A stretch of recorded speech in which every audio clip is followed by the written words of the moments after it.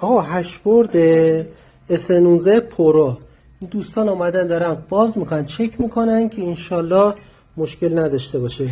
باشه دقت کنید PIC نداره. اینا باز کردم بهتون بگن نکنید اینا PIC نداره. دستگاه 100 تراشه. این هم قسمت بوستش بدون تعمیری و دستخوردگی. اینجا رو ببینید اینا رو میبینید ایناش منظور میگم بدون تعمیر دستخوردگی. هم دستگاه هست ظاهر دستگاه هست هم کنترل